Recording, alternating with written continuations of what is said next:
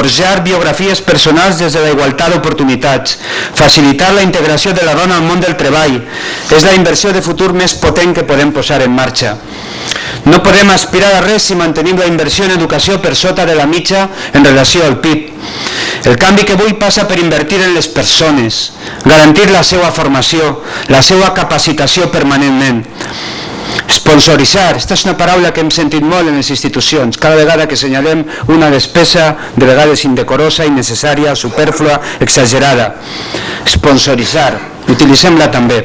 Però sponsoritzar a les persones i no als barcos i als Ferraris. Dir-li a la gent que tindran oportunitats, trampolins al llarg de tota la vida, que ningú es quede enrere, que aquest és el passaport, el salvoconducte per a creuar fronteres i crisis. En el Castelló que jo veig, l'educació, aquest serà el nostre parc temàtic, el nostre projecte més emblemàtic. He constatat, parlant en les AMPEs, sindicats, empresaris, comunitat educativa, que necessitem una oferta ambiciosa en matèria de formació professional, connectant-la en el món de l'empresa i el mercat laboral. El punt d'intersecció, perquè no tot és blanc o negre, és el que hem de trobar junts, col·lectiva i democràticament, donar satisfacció a les demandes de l'empresa, però efectuant un viratge cap a noves qualificacions i disciplines derivades de la nova economia. Aquest és el gran repte, formar en el futur i no en el passat. I el futur es pronuncia en molts idiomes. Em preocupa l'ensenyament d'idiomes. Sols tenim una de les 17 escoles oficials que hi ha en tota la Comunitat Valenciana. La mateixa de sempre. Castelló província necessita apostar fort, distribuir per tot el territori aquesta oferta. Partim de la base que el coneixement d'idiomes és una qüestió estratègica pel teixit productiu de Castelló, per la cultura, per l'espírit de la gent, però també l'apertura de nous mercats, el comerç exterior, el turisme, la innovació. Necessitem també una nova identitat cultural. La cultura confirma la grandesa d'una societat. En Castelló té que significar convivència, identitat, creativitat i progrés. Progrés econòmic també, i en aquesta època especialment. La nova economia necessita impulsar la indústria cultural, la producció cultural en una terra que deu vincular el turisme a l'oferta cultural i artística. M'interessa molt la creació i la transformació d'espais on poder aprendre, practicar, compartir, innovar. Una de les coses que més me gratifiquen com a alcalde és un projecte que estem activant en aquesta línia en aquest moment, amb l'arquitecte Santiago Cirujeda i el seu taller de recetes urbanes, en l'antic espai ferroviari de Benicàssim, anomenant la Nau de les Arts. Un projecte avantguardista per als joves creadors. És precís ajudar als joves, als nostres joves, que no es pergui ni un àtom de talent. Una mínima part de sobrecostos que han malbaratat en la forma d'haver entès el poder podria resoldre, des del respecte ho dic, per uns números a la mà, es coneixeu tots, es podria haver resolt i satisfet les necessitats de tots els joves creadors i de totes les bandes de música, escoles d'educandos, el manteniment de conservatoris de música, crear el conservatori de la dansa, etc. També vull aportar la nova experiència en l'estímul i el foment dels festivals, com un producte turístic i fenomen cultural, multicultural, com a font d'ingressos, d'empleo, d'imatge, de prestigi i d'identitat. Els festivals com un element d'arrastre per a altres sectors, de sedimentació al territori més enllà del divertiment massiu i puntual. Hem de treballar aquesta línia en criteris professionals, socials i ètics. El FIP, el Rototom, que és el festival de reggae més gran d'Europa que tenim en Benicàssim i que ha sigut un èxit absolut. També en la seva mida el FESJOC, els aplecs i altres que poden arrelar. Per a fer moltes coses de la nova agenda caldrà dir no a altres. Governar és dir la veritat. És més, pense que mereixerà governar i governarà qui sàpiga dir-li, qui vulgui dir-li la veritat a la gent, als ciutadans. No hi haurà diners per a tot. Hi haurà que triar i triarem el treball formatiu de base per estimular i encausar tot el potencial de la gent. Invertir en les persones. Com he dit al principi, tot és possible des de les ciutats. A partir de la ciutat podem construir una societat més justa i lliure, el progrés d'un territori. I en aquest sentit tenim que aspirar a un nou model de diputació, coherent amb aquest objectiu. Necessitem reinventar la diputació provincial.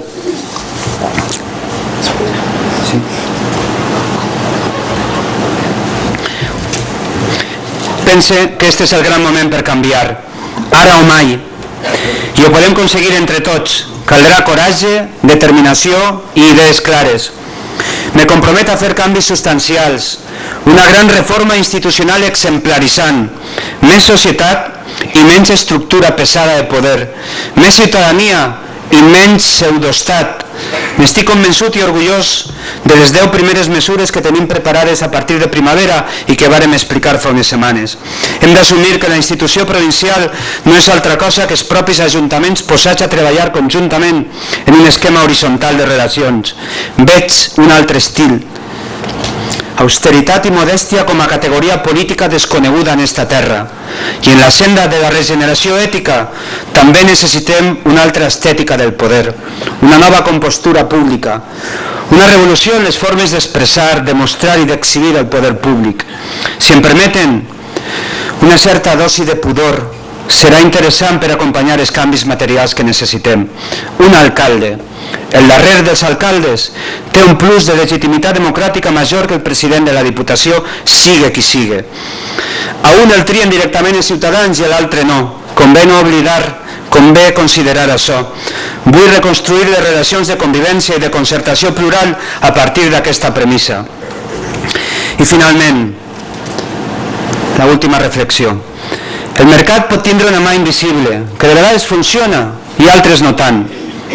Jo crec en la mà intel·ligent de la societat, en les neurones de la democràcia desperta, la democràcia reguladora, correctora. La política deu garantir que ningú aprofiti l'existència de cap bé dominant, cap posició d'avantatge contra la resta de la societat. És un objectiu molt noble, senzill, aparentment senzill, però tan difícil. Ho aconseguirem. Crec en el govern democràtic, fort, líder en moments turbulents i difícils, però un poder amable. Conscient de la seva força, clar que sí, però un poder vacunat contra els excessos. Un poder no estrident, conscient que el protagonisme li correspon a ciutadans. I ho aconseguirem. Ho aconseguirem no perquè sigui fàcil, sinó precisament perquè és difícil i representa un gran repte que afrontarem junts. I vull ser valent a expressar-ho. Vull convocar a la societat de Castelló davant un repte excepcional, una convocatòria més enllà de l'esquerra i la dreta, el PP i el PSOE, més enllà de la confrontació clàssica, típica, tòpica de sempre. Vull dir-los a tots vostès, que són tan amables a l'haver vingut, que estem vivint el final d'un cicle. Els canvis de veritat es produeixen quan la societat se sent convocada en una voluntat transversal que aparca i supera moltes diferències, perquè s'obri pas una necessitat, un objectiu superior a tots nosaltres.